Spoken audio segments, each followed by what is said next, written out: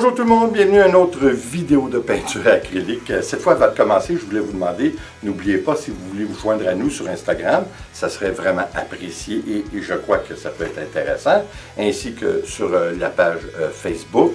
Et si vous voulez supporter mon channel, vous pouvez toujours le faire via Patreon ou même nous acheter des toiles. Cette fois, retournons nos moutons, on s'en va en peinture. Nous allons faire un tourbillon, ce qui est communément appelé dans le monde un swirl. Il y a plusieurs façons de faire les swirls.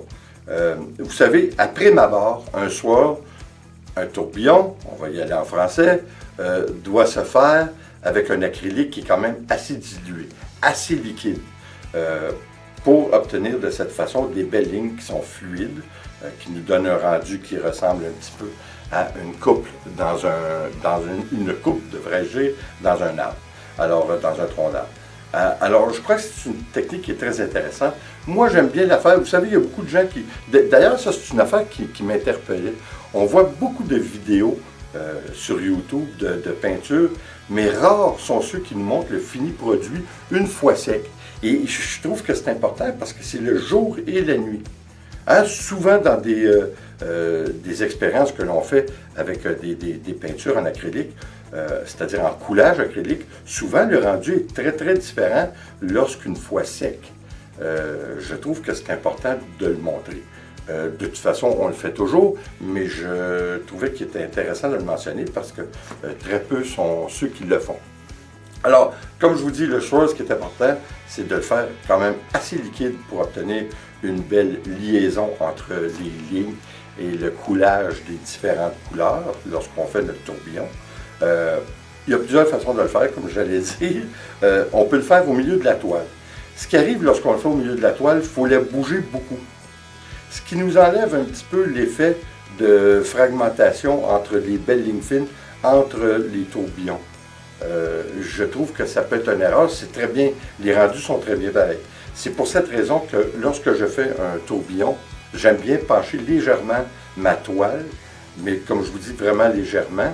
De cette façon, je le fais, mon tourbillon, j'allais encore dire mon swirl, dans une extrémité, et puis il y a une meilleure fluidité, je trouve, pour un meilleur rendu.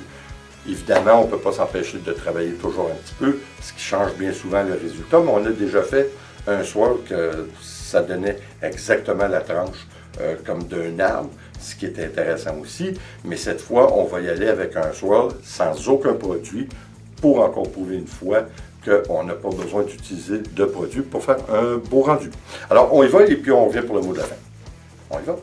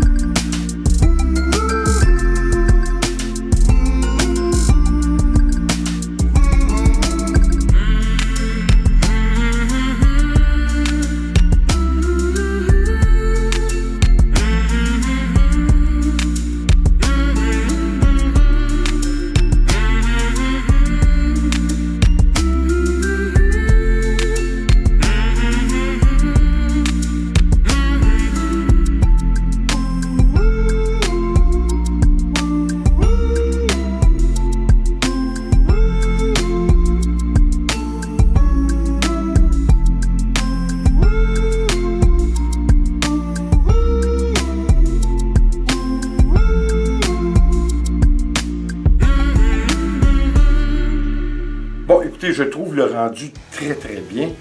Encore une fois, vous voyez, comme je vous disais, on a beaucoup de difficultés à ne pas bouger notre canevas. On ne peut pas s'en empêcher. Je trouvais à un certain moment donné qu'il y avait un petit peu trop de brun.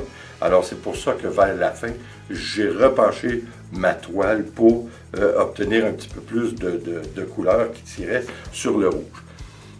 Par contre, le rendu, les lignes fines et tout ça, je trouve que c'est vraiment bien. C'est une technique qui est très intéressante. Vous savez, c'est une chose qu'on ne parle pas souvent. Disons que je ne vous le répète pas assez souvent. Si vous ne voulez pas un rendu comme nous faisons souvent dans nos expériences, un rendu qui est très bourré, là, qui a une multitude de détails, qui est moins défini, hein, que vous recherchez, on dirait comme un peu dans l'espace, mais avec un mélange de couleurs. Ce qui est important, surtout lorsque vous faites un flip-cut, c'est de ne pas trop étager vos couleurs. C'est-à-dire que souvent, lorsqu'on fait, on va mettre un petit peu de blanc, un petit peu de rouge, un petit peu de blanc, un petit peu de rouge. Vous comprenez ce que je veux dire? Alors, pour éviter cet amalgame qui est presque sans fin d'un rendu détaillé, vous superposez vos couleurs, mais vous y allez seulement, exemple, le blanc, le rouge, le noir. Vous ne superposez pas d'autres couleurs par-dessus, ce qui va vous donner des couleurs plus définies pour chacune de ces mêmes couleurs. Je trouve que, à certaines occasions, c'est important de le faire. Et encore une fois, quand on met du silicone, c'est très bien de la colle blanche, mais ce n'est pas nécessaire d'en mettre ni dans le blanc et ni dans le noir. Ça, on le fait souvent pour faire des expériences, mais en finale, pour les puristes de ce monde, c'est pas nécessaire. Alors écoutez, on a encore fait une fois la preuve, comme j'allais dire, que le rendu est très bien sans aucun produit. On n'a pas on peut dire qu'on n'a pas de cellules, Dieu merci, ça fait mon affaire, j'ai rien à dire. Comme vous savez, je ne suis pas un amateur de cellules, mais oui, à certaines occasions, sur certains finis, c'est préférable d'en avoir. Je trouve qu'il y a un certain mariage qui est nécessaire entre les cellules et la fluidité d'un rendu. Dans ce cas-ci, je trouve que le résultat est très très bien. On ne fait pas beaucoup de toiles qui tirent un peu sur le brun. Disons que la dominance reste le brun. Je trouve que c'est très très bien. Probablement que lorsqu'une fois qu'elle sera sèche, on va voir un petit peu plus de gold, hein, parce que comme vous avez vu, j'ai mis du gold et du brun. Je crois que le gold va ressortir en séchant. Encore une fois, de là l'importance de montrer le produit une fois sec, parce qu'il peut être complètement différent. Écoutez, comme vous avez vu dans mon vidéo de résumé de la semaine hier, le nouveau segment qui s'en vient, la pêche à l'aimant. J'espère que vous allez nous suivre, c'est très important. Et puis, s'il vous plaît, si vous n'êtes pas abonné, abonnez-vous. On a un objectif pour cet été, c'est d'atteindre les 10 000 abonnés, ce qui serait très, très bien parce que, comme vous savez, c'est la meilleure façon de montrer votre appréciation à défaut de nous supporter monétairement. Alors, ça serait bien gentil et de votre part de vous abonner et d'en parler à vos amis pour qu'ils le fassent aussi. Alors, j'espère que vous allez nous suivre dans notre nouveau segment, comme je vous dis, de la pêche à l'aimant. Je crois que ça va être très intéressant. On va aller dans des sites historiques, on va aller un peu partout dans les places publiques, on va aller, je crois que les trouvailles que nous allons faire vont être très bien. Et aussi, comme je vous disais dans mon vidéo d'hier, ça va être aussi pour l'écologie, parce qu'évidemment, en même temps, on va se trouver à nettoyer les fonds marins. Alors, je crois que ça peut être intéressant. Et là-dessus, merci d'être là. J'espère que vous allez revenir.